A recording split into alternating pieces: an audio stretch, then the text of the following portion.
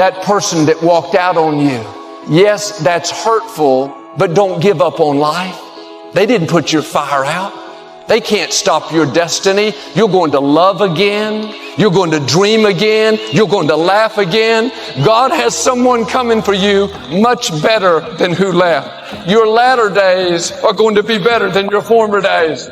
Now get your passion back. Get your fire back. Those dreams you've given up on, you need to get that poker out and start stirring them up. Start pursuing them again. Those promises that you've let go of. Seems like it's too late.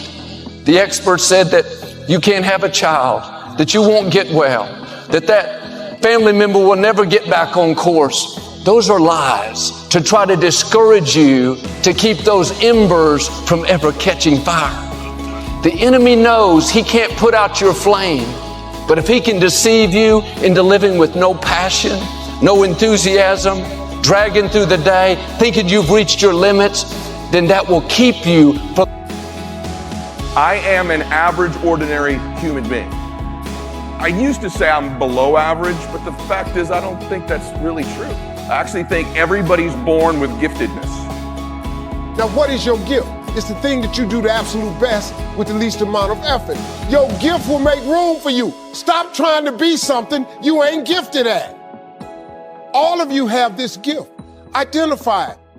You're wasting your time pursuing your passion. Stop tripping. If you fry chicken better than everybody you know, you ought to be somewhere frying chicken. You know the story of Marie Callender's? She worked for a diner that was going out of business. It was her only job. She was a single mother. She needed that job, but the diner was going to close. So she went to the owner of the diner and said, let me bake one of my pies and see if I can help you make a little money. He said, whatever, bring it in. She bought one pie in. They sold every slice. The next day, so many people asked for the pie, she had to make 4 pies. She made so many pies at this store that she eventually saved her money and put a commercial oven in her house. The dude's shop, he ain't selling hamburger no more. All he's selling is them damn pies. Marie Callender now has over 120 restaurants. When you figure out what those gifts are, you use them in the service of other people, you start living a pretty blissful life. It didn't take very long for me to find out what my gifts were. It's not IQ. I'm not the strongest dude in the world. I'm not the funniest dude in the world. But I am a pretty good communicator and I'm a really good listener. I love being present with people. And one of my gifts is I sincerely care about people. And you ought to be thinking about what your gifts are.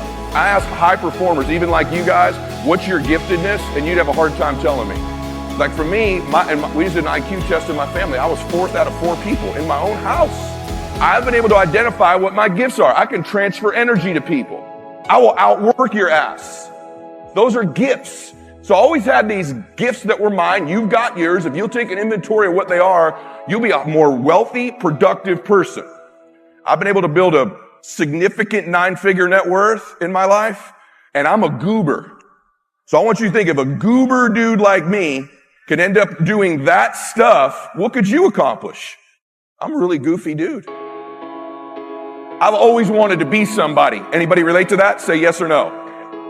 I don't want to be. There's a bunch of jokers want to be somebody. I need to be somebody. Are you like that or not? I needed to be somebody. I wasn't playing with my life. When I was 30 years old, I had my first heart attack. So I might not be the fastest, the strongest, the smartest, none of that crap, but I will outwork your ass, and I flat out want it more than you.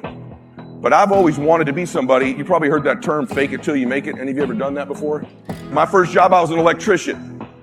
Then I was a busboy at the Whole Enchilada. That was an upgrade because they let me go as an electrician because I couldn't show up to work and get there by 6 a.m.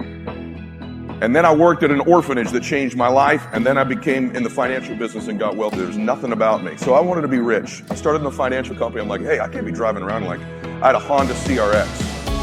So I thought, man, I need to drive a Mercedes for people to take me damn serious. So I'm reading in the Penny Saver, and it says, Kit Car Mercedes. 1997 Mercedes-Benz 600 convertible kit car that's built on an 88 Chrysler LeBaron frame. I'm not playing with you. I did this. I lived in that car for 2 years. That's the story of me wanting to be somebody. So I don't know where you're at right now, but are you slightly ahead of a Velcroed together Mercedes? Yes or no? Yes? Now, what did I become? What changed with me where things changed? I read a book called Selling the Dream by a guy named Guy Kawasaki about that same time. Guy Kawasaki was the guy that sort of marketed Macintosh for Apple. I'm very familiar with what made that company work. They had a dude that led that company who was a crazy man named Steve Jobs. And Steve Jobs didn't have a high IQ. He was an intense, psycho, crazy. He was a great storyteller. Write this down. The greatest leaders are evangelical about their cause. They are cause-oriented leaders. To the extent that you'll be a great father is to the extent that you can become evangelical about the cause and the mission your family's on. I'm constantly telling my children, we're going to do something awesome. Since my son was a little boy, every night he go to bed, you're a leader, you're a gladiator, you're the greatest of all time, Mac. I tell my daughter that all the time. Why? No one told me that crap when I was growing up. So what do those leaders have in common? If we go back and look at there, what does Steve Jobs, Oprah Winfrey, my dumb ass, what do we all have in common? In different ways, they became evangelical about their mission and their cause and their company. What's an evangelist do? A person who seeks to convert others, a zealous advocate of a cause. That's what an evangelist does. You must speak about these things, write about these things. When your people get around you, it's infectious and repetitive, and you don't tire of saying it over and over and again, because I'm relentless about it. Why? Because our obsessions become our possessions. So if you want to do something, if you've thought about something you want to do, take it head on. Decide that you're going to face it, that whatever shortcomings you have, that you're going to strengthen yourself there, that you're going to get started right now. Do what you can, where you are with what you have, and never be satisfied. Always strive to be more than that which you are. Yeah, don't get satisfied with yourself. Always know that wherever you are, you can enjoy more, that you deserve more. But if you really began to think about what you think about on a regular basis, most of you are thinking about what you're worried about, you're afraid of, and what you're concerned or anxious about. You don't take control about what you're putting in your mind. When you're intentional about something, it loses its power over you. Once you're aware you're doing something, it can't affect you like it can when you're not aware. But you have an emotional home. You have a series of emotions you live with regularly, don't you? Those emotions could be bliss, ecstasy, passion, joy, peace, faith. But they could also be worry, stress, anger, anxiety, aren't they?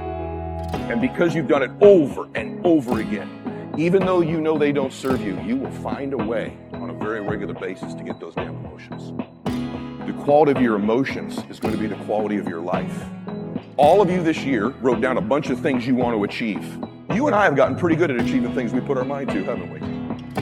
Including the negative things. Now, since you're so good at getting what you want, what if you set an outcome to begin to achieve certain emotions on a regular basis? Because what you've done is you've deluded yourself into thinking, if I can get $5 million in the bank, I think that hot, so good, then I'll have those emotions up. That ain't how it works. I want you to have a bunch of stuff. I want you to have a bunch of achievement. But if you start to become more intentional, I'm going to find some peace every day. I'm going to find some solitude every day. You're not getting out of here alive.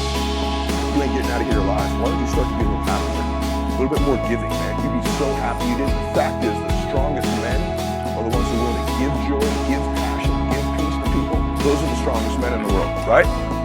We've all been wired a little bit differently. In fact, you know what? I'm going to cut the crap. I'm going to get you emotional. I'm going to give you a secret.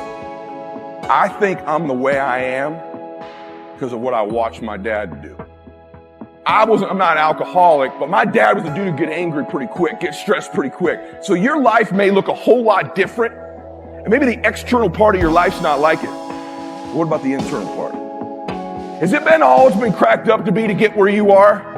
Or didn't you think you'd feel better about yourself by the time you got here? And your kids, you know when you go to one of your kids' Little League games, there's 25 kids out there, 9 on each side plus the dugout. Which kid do you see? You see your little dude, don't you? Well, guess what? All they see is you. They love you because you're dad, but at some point, are they proud of you?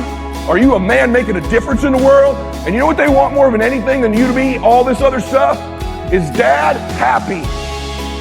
And they know when you're lying. They don't see anybody else. The whole prism of the world of what they think they can experience, you're providing them. And it's not the stuff, it's the emotions. Why don't you just give yourself a break? choose to be a little happier right now. You can do that right now. In this moment, you can do 10 to decide that you're just going to begin to see things. What if you started to filter into that thing that just brought you bliss, peace, and happiness? You were born to do something awesome. You were also born to be happy. And you think, man, if I start having all of this happiness crap you're talking about, I'm gonna lose my drive. That's what keeps me working. That's what you think. I used to think it too.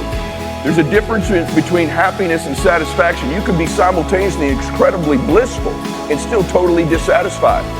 Here's what happened to me. I was building a mansion and I'm all wound up one day and I walk in, there's all these guys probably in the country illegally. They were working on my kitchen, right? These guys are making no money. They've left their families. I'm walking into my dadgum mansion I'm building with my wife and my baby, pissed off about some call I just had. And I look over, they got mariachi music playing. They're dancing and laughing as they're doing their job. And I thought to myself, if life were counted by the emotions we experience, they're kicking my ass right now. These guys have nothing and they find a way to get joy. Don't lose the emotional part of your life just to go win and get more stuff. You've lost touch with who you are, the core of your being. You're on social media too much. You're listening to what other people are telling you. You got to listen to yourself. You got to cut all that shit out. You have to look at the things that you love and the things that you hate. So what you don't like is very instructive to you, right? You're looking at things that are very powerful inside of you, that are emotional. They're not intellectual. They're feelings, they're emotions. They're visceral things that you connect to. I've always followed the laws of power, which is change things up, enter action with boldness, don't be afraid to do things differently, adapt your strategy to the circumstances. It's never too late. The earlier you figure it out, the better off you are, but it can happen later in life. Now, I figured out at an early age that I wanted to write. I didn't know what I wanted to write, but I loved words and I loved writing. And if I didn't have that connection when I was 8 years old, all the way into high school and college, I would have been a lost soul. And I empathize with a lot of people who don't have that feeling when they're 8 or 18 or in their 20s. But I'm trying to tell people everybody has it. You're just not listening to yourself. You've lost touch with who you are. There are 5 forms of intelligence. We normally associate intelligence with intellectuals, with our Noam Chomsky, with Albert Einstein. No, intelligence comes in all forms. Working with your hands is a form of intelligence. A carpenter has a high form of intelligence. People who are sports, who athletically use their body, that's another form of intelligence. There's music, there's math, there's language. You have one of these frames of mind. By the way your brain is wired, you are inclined towards one of them. Figure that out. You've got to be a bit bold.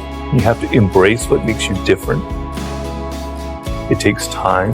To do anything in life takes time and hours and patience and work. So I like to tell people to go back to their earliest childhood memories of things that really excited them before they got mixed up with parents, teachers, and all that. Other people telling them stuff, you know? You gotta cut all that shit out.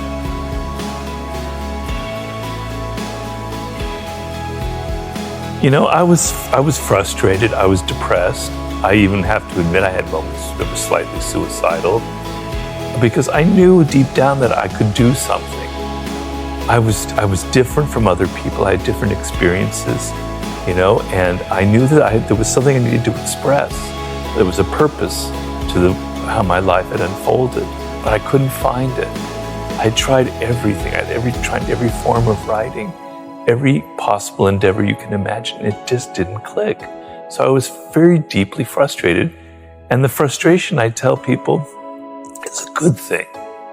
Negative emotions are trying to teach you something. They're trying to teach you the opposite. Something else is going on. Frustration, what would be worse than frustration would be despair, giving up, no hope. But frustration is a sign that you haven't given up. You know you can do something, but you haven't figured it out.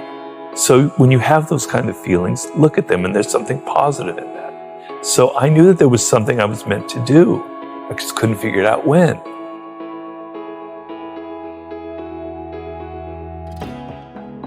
It's easy for me, a boomer, I have to admit that, to preach to you when you have gone through you've gone through a pandemic that made what looks like to be a recession. And then if you're a millennial, you went through the crash in '08. It's easy for me to preach. You're dealing with really difficult circumstances.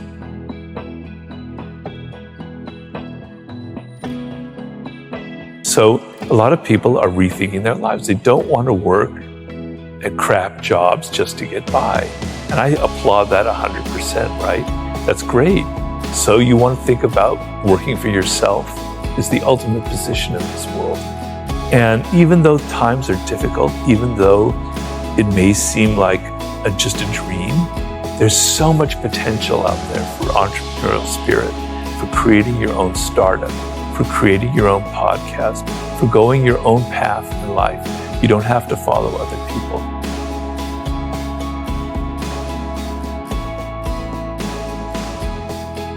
It's not like it was when I was growing up. There were things that were better back then. There are things that were a lot worse, right? You have so many more options. It's just that you're not going to reach them. You're not going to be happy in this short time that you have to be alive unless you take it seriously and still have some fun and adventure and excitement. You got to listen to yourself. You have to embrace what makes you different. Just don't listen to your parents go, I got to be making $100,000 when I'm 23 and go to law school and do all this stuff. You're going to burn out. So kind of understand I guess the main thing I would say is know who you are, know what you're deep down your core, what you love, what you hate, and what you were destined to create in this world. That's like the most important process you can go through. Everybody has that potential. But I know it doesn't come easy. It's a process and you have to be patient, but you have to put in the work. But another skill that you cannot ignore is the social. We're social animals. And there are a lot of people in life who ignore that because they're shy. And I was very shy as a young man. I was mostly quite introverted as well. Because they're shy, they just simply lean on their own strength, which is learning something really well, learning math or learning algorithms or learning how to write, etc. And they ignore the social because they're afraid of it. But you cannot get ahead in this world as a social animal, dependent on other people in every aspect of life, unless you treat that as another skill as well. So yes, the process of looking inward is absolutely essential, but you cannot disconnect yourself from your teachers, your mentors, your colleagues. You could have all the